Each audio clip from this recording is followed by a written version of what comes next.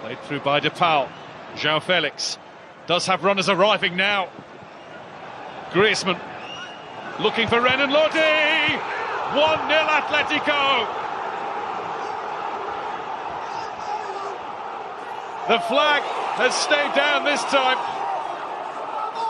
The Brazilian was just waiting for the ball to arrive. He was in the right place for quite some time. Cristiano Ronaldo almost moved to tears by the frustration at having so much of the game and yet being behind. Well, just as we were talking about how Manchester United have played and how indifferent, there you see the foul that they're complaining about. I'm not too sure there's anything in that. But this pass here from DePaul, what a ball that is. The weight of that pass is absolutely world class. And then the chip to the back post. It's absolutely brilliant goal, I will say. So well worked. Very similar to the one that was disallowed for offside in terms of quality. Similar kind of move. Great weighted pass. And it's a good header down into the ground. Does everything right technically.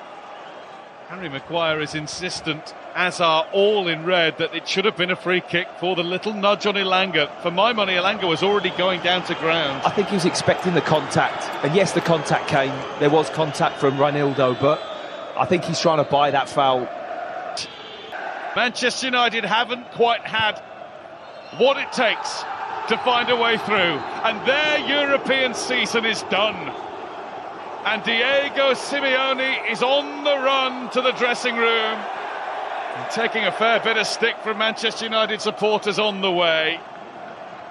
It's a celebratory run, though, for the Argentinian. His team have put in one of their classic displays once they were 1-0 up. It's Atletico Madrid into the quarter-finals.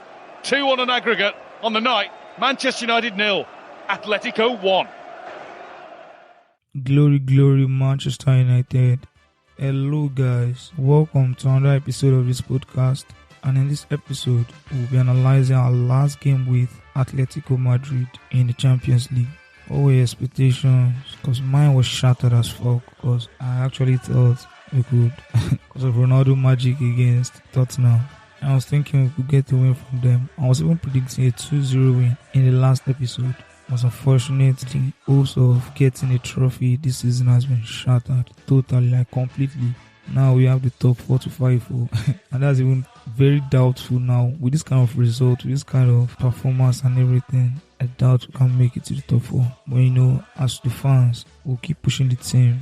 You know, expect more and better performance and result also from them. It wouldn't be good if we're not able to make it to the top 4 again. So we just have to push the team as much as we can. Even though the performance against Atletico was totally embarrassing. We were just holding on to the ball. We were not being a threat. Just sitting back, clean back, passing. Who would then pierce the defender? At least we should have movement that will confuse defenders. But you know, we don't have movement. Our movement is poor. Our retrieval of the ball is poor. We don't know how to become a threat. We are not playing as bold as we should.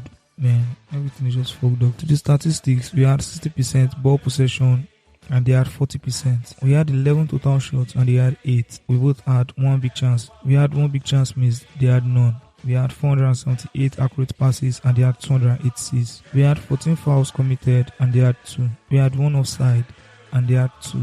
We had 5 corners and they had 2. To the shots, we had 11 total shots, they had 8. We had 5 shots off target. Always having that high number of target. We both had 5 shots off target, although we had 5 shots on target also, so now it's even. But still, regardless, we have more shots on target than on target. Like you, while we playing elbows, you know, they had 3 shots on target. We had 1 block shot, they had none. No shots ED woodwork. We had 7 shots inside the box and they had 2.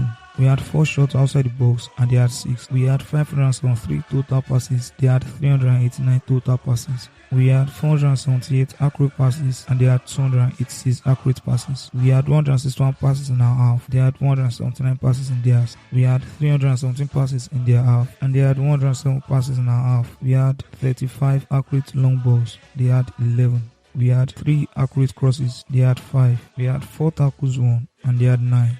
We had 15 interceptions, they had 11. We had 2 clearances and they had 18. We had 2 keeper saves and they had 5. We're kind of threatening the whole, like, Although Oblak was superb, was perfect, kind of. But you could have broken their defense in a million ways. To the duels, we had 55 duels won, they had 46. We had 37 ground duels won, they had 33. We had 18 aerial duels won, they had 13. We had 18 successful dribbles, they had 5. We both had 2 yellow cards. Man, about that game, I'll say everybody was faulty, including the manager himself. Cause I was thinking like, why would Elanga be in the starting lineup? I was expecting Cavani and Ronaldo up front. Probably for a substitution, you put Rashford for a midfielder and probably Elanga for Cavani. Because I feel Elanga can now impact the game. Like after Cavani has worked these experienced defenders, because you're not playing against inexperienced defenders, you're playing against Savage. They have an experienced manager, they have everything, like you know what they're capable of. So like why would now doubt, by putting a younger player, starting a younger player against them? You will see the impact of our defenders also on Joao Felix, because he's a younger player also and he doesn't have the strength that probably players like Mbappe and others have. Like you are starting players against experienced players, like you're just joking with the match, you're not going for a win. You started Elanga, then you replaced him Cavani and brought in Matic, brought in Pogba. Even on Pogba's birthday, imagine. Like watching basketball, you see the way players are fired up on their birthday. Even in football, and sometimes when some players even play on their best, they tend to perform higher. And I feel the manager supposed to have this psychological knowledge of these things, just so he can impact it in the team. Pogba wasn't started despite the fact that yesterday was his birthday. Could have celebrated his birthday on the pitch. Imagine he got a goal, brought in Mata very late. You're not using Mata, even though he's in the squad. Like, what is going on? And we don't after a win, because I'm definite if your team is after a win, you use all the weapons in your arsenal. Is there a ban or matter not to play? Or what's going on? You cannot just waste someone's time in the team and pay him heavy salary or something like that, and you keep making the fans buy tickets and keep anticipating only for you not to do the right things. Like it's not even like you are doing the wrong thing once in a while, you are consistently doing the wrong thing. How is Maguire capable to be a captain? Does he look like Rio Ferdinando, our old representatives? Does he have charisma like Rooney? Can he control the team like Giggs? I don't know. Like, why is this guy a captain? What is he doing that is so exceptional that's making our captain? If he's doing something that is so exceptional that's making our captain, and probably they have to teach someone else how to do that exact thing and become more than. Imagine us having a flop as our captain. That's very bad. Honestly, the team has to readjust, especially after this loss. That was the way we lost in the final against Villarreal. Oh, could have sealed the game in the middle of the game. Imagine we actually go to the final and we're like, oh yeah, after this while, this is an opportunity to get a trophy, and everybody missed that opportunity again. We go to another year. Now we are out of all competitions. Seems like a joke team to me now. Well, to the player statistics, in the top 10 player ratings, we only have 5 players, with Alex Telles as our first, and the game highest was Oblak. So the big chances created, Bruno Fernandes had 1 and Griezmann had 1. So the total shots, imagine our defender being the game highest. Dalot had 4, and in the top 10 we had 6 of our players in the top 10. Elanga with 2, Varane with 2, Fred with 1, Fernandes with 1, and Sancho with 1. To the pass success, Maguire was the game highest. He had 69. Then in the top 10, we had 8 of our players. Telles and Varane with 59, Dalot with 47, Sancho with 46, and Tomley with 40, and Fred with 35. To the successful dribbles, we had Sancho with the highest. He had 5. Sancho was even cool in the game. Like, I liked the way, just play your role. As a footballer, I don't think you have to do much. Play your role, do the right things, and let's get a goal. We don't have a strategy for set pieces. Like, imagine, all our set pieces, they were like shit. The only strategy I felt was like the one Bruno sent to Telles, and that was like the same thing Man City.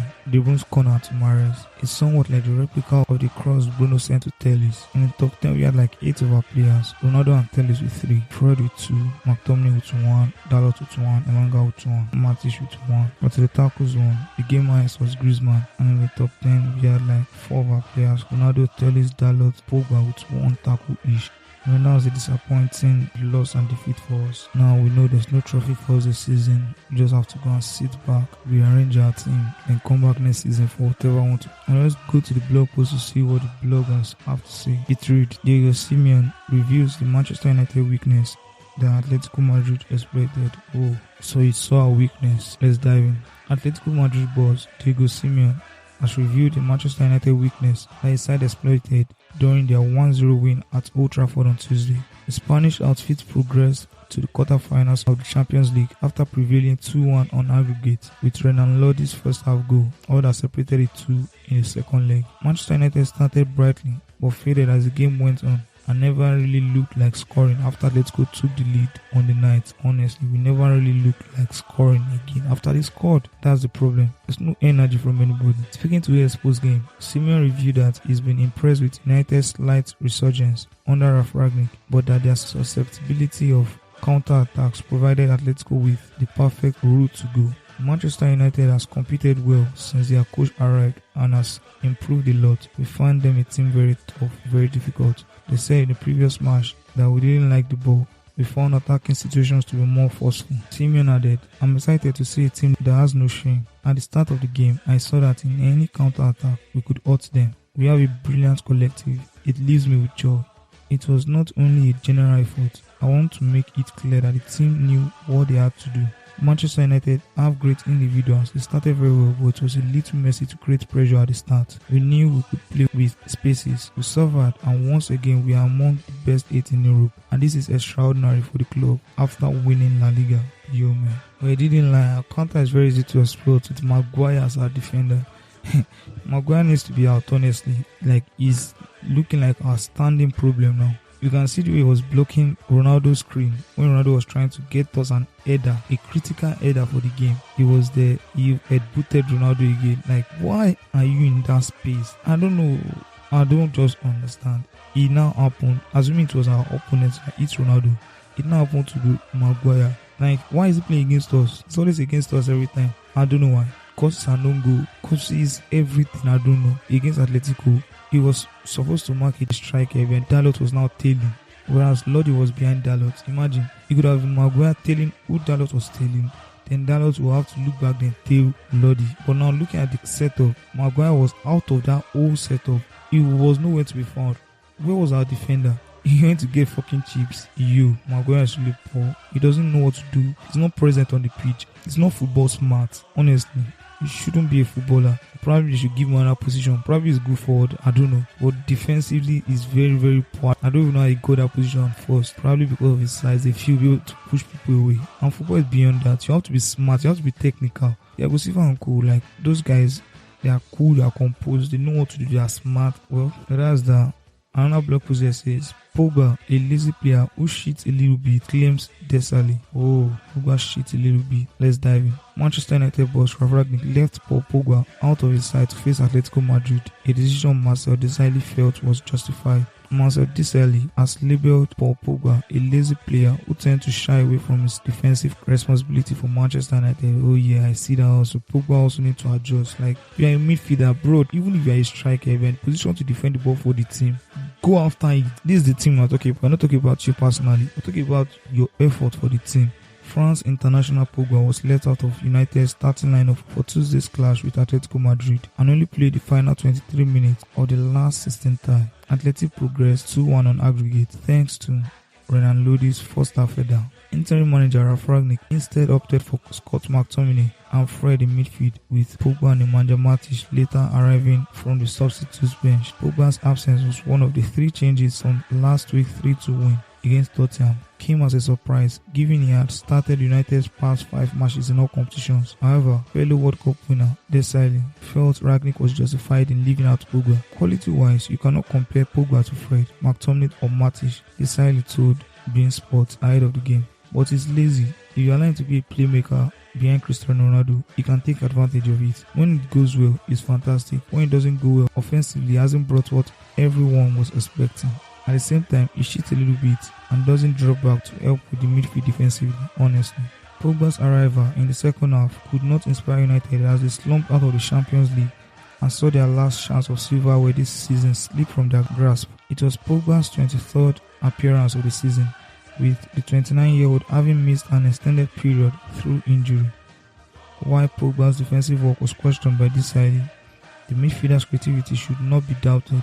Only Bruno Fernandes, 13, has more assists this time than his 9.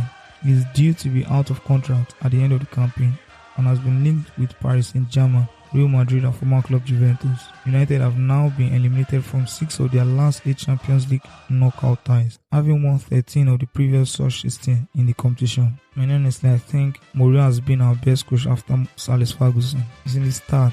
He got us 3 trophies. What else can we ask for, like you?